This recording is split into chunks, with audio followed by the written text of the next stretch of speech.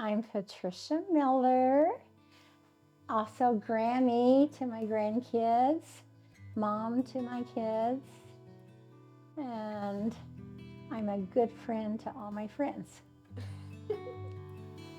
How did I meet your papa? The story is that my girlfriend Linda, who is now deceased, and I were driving through a drive-in soda place, kind of like a Sonic, only bigger than that now, and that's where all the kids hung out. It was called Boots. Back in November of '66, I met him. And anyway, I had already graduated high school, and we were driving through trying to pick up boys. That's what you did back then. They didn't pick you up, you picked them up. Well, either way, they may have picked us up too. But anyway, they were sitting in Papa's new car, which was an Oldsmobile Cutlass, black and silver. Oh my gosh, that car caught my eye. And then Linda goes, well, I think you went out with that guy one time. And I thought, no way did I ever go out with him. Because, he was very handsome, but I didn't remember ever going out with him.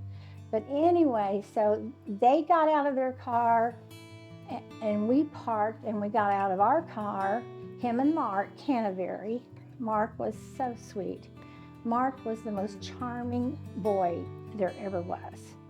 He was besides Julian, he was very, very gentlemanly. A lot of guys are good guys, but they don't have the charm and the gentleman manners that Mark had. So Linda instantly was attracted to him. I was instantly attracted to Papa. I had wonderful parents, I really did. And we took great vacations every summer. My dad worked 2 jobs so that he could afford for us to go on vacations every single summer, which a lot of kids never got to take. And but I guess it's because my house was like, we had an acre and a half, or not an acre and a half, a lot and a half, I think, or 2 lots maybe. Anyway, our house was the one on the block that all the guys came to. There wasn't any girls. I was the only girl. So I always tried to join in on all their basketball games or their football games or their baseball games out in the extra lot. And my brothers would never pick me to play on their team. I was the last one to be picked, and it was usually by one of the nice guys in the neighborhood. We had a ton of guys in our neighborhood. So anyway, that was so much fun. And then my mom would rent the birthday wagon to come. There was a birthday ice cream type wagon that came and picked you up on your birthday, and you could invite all your cousins. Back then, cousins were very close. And we would invite all of our cousins to come to the birthday party. That was in my elementary years. When I was little, we went out to California all the time with my parents. We always had to take my mom's mom with us in the back seat. So there was 4 of us in the back seat probably. And my brothers, who were so ornery. But anyway, Stan was pretty good. He was the youngest. But Donnie was ornery. He was always hitting me or doing something to me just to see the reaction I would make. And then I would always holler, Daddy, Daddy, Donnie hit me. And then Donnie would get in trouble. I loved to tattle on him. Kyle was born, and we just were so in love with him. Your first grandbaby, you just never feel like you could ever love anything that much. But boy, did we ever dote on Kyle. He was just wonderful. And he was a good baby, Ashlyn. He never screamed or did anything.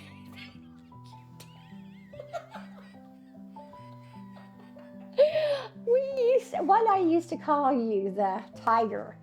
Everywhere we took her, she screamed. Kyle was this little guy. He always had a hat on because we put hats on him all the time. Sometimes he'd wear it backwards, like you used to wear them, like Julian. Backwards, he wore them backwards all the time. He was so cute. And I used to take him to preschool with me every day, and I was working at Harvard Avenue then. And they just loved him. He was in the 1-year-old class, and his teachers were Miss Ann and Miss Kim. And they were crazy about Kyle, and they called him Baby Kyle. But anyway, then you came along 3.5 years later. Your mom got to stay home then, so she took both of you. But before that, Kyle was always with me and going to preschool with me all the time. When Courtney was born, when your mom carried Courtney all those months, we were moving into here. She helped us move in and everything. Courtney came along in May, and you and Kyle, it was one of your last days of school, and I went to everything you had up there because your mom was in the hospital having Courtney because she had to have a cesarean. Anyway, Courtney was born, and she took on Mom's personality. My mom was always real funny. I wish you all had known her. Oh, I wish you had known her. Well, you did a little bit. Yeah, you were a little girl. Let's see. You would have been about 6 to 7 years old whenever my mother died. And you probably don't remember her. But my mom was so funny. She was. That's where I get my craziness from. Not my dad. He was very serious. But he was very smart, very wise. And, but anyway, Courtney, you should have known Courtney when she was a baby and little. Well, you knew her, Ashlyn. Do you remember how funny she was all the time? It was just natural. She wasn't trying to tell jokes or anything, but she was just naturally funny. Just a fun little girl. And my family, Ashlyn, I would die for my family. That's what they mean to me. I couldn't, there are better families, there are richer families, there are more beautiful families, but I love my family so much, I couldn't love them anymore. No matter what they do, what they say, I forgive them.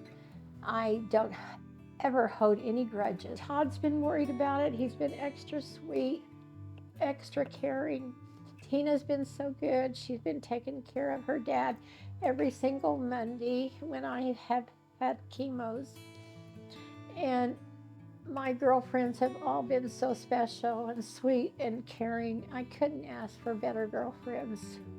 If I didn't have God in my life, Jesus in my heart, I couldn't make this journey, because you have to have faith, you have to have hope, you have to have God's mercy on you.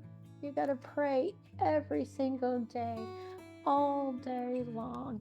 And I pray for God to take this crazy cancer out of my body. I pray all the time. And I don't know what people that don't have the Lord in their lives, I don't know what they lean on, because you got to lean on hope and faith. And God gives us so many blessings, and my family is such a blessing to me. Sure, we've had our ups and downs, but it's all good from here. There's no more going to be bickering over stupid things, right? We're never going to fight over stupid things. Life is too short. People don't realize that. They need to cherish every single day and be glad that God wakes them up in the morning time. Because it's up to Him whether we wake up or not. It's all God's timing.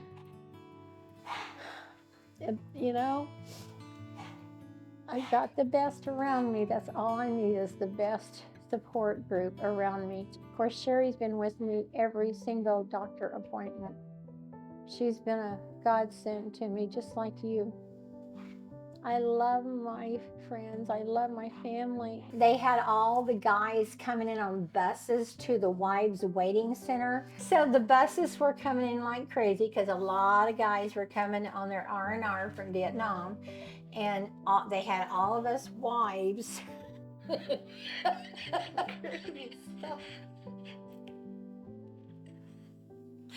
All of us wives were all in lines outside of the wives waiting center.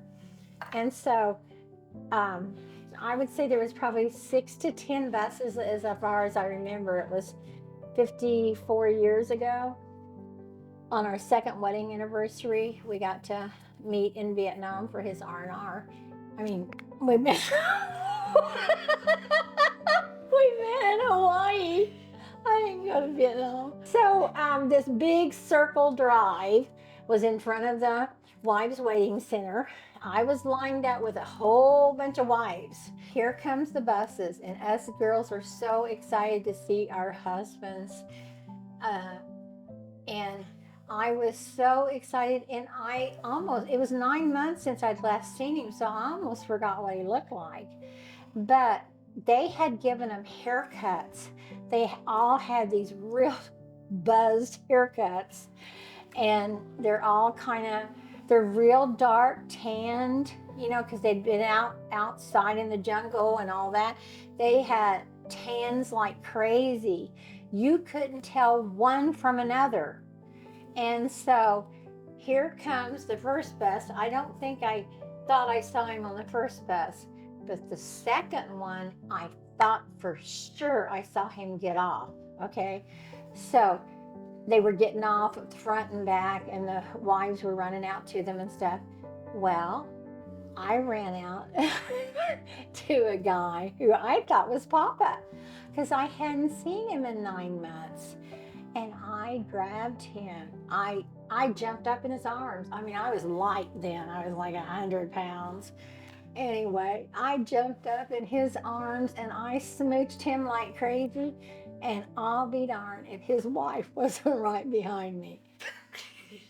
It was not Papa. He was not even on that bus. So she almost socked me right there. A girl that I thought her husband was my husband. And so I got back, got away out of the line of fire, and waited. And I know he was somewhere behind that bus in another bus, but I waited till I was almost sure. And then when he got off, I was pretty sure it was him. But it was really hard to tell. I'm telling you, everybody was all dark as they could be from tans. So anyway, he finally came. I don't know which bus it was, 3rd, 4th, 5th, whatever. But I grabbed him. He grabbed me. And we had to take his suitcase and walk across to the Hawaiian Hilton Village, something like that. Hilton Hawaiian Village. I think that's what it was called. That's where Papa had made reservations for us to stay, in a corner hotel room that had a view at the ocean, and the other side was a view of the yacht club. I mean, we had 2 balconies. It was beautiful. Oh, it was something else. I mean, we rented a little car and had it for 6 days. You had to leave on the 6th day, I think. After you got there, you had to leave on the 6th day. So I just want everybody, all my family, to know how much I love them. Mwah, mwah. I love my kids, my grandkids, my friends. I love Courtney at the Ron's. I love Kim at Ron's. I love Amy, my hairdresser. I love her to pieces. I love Tina. I love Todd, Kyle, Courtney, my baby girl. Love you. Love everybody.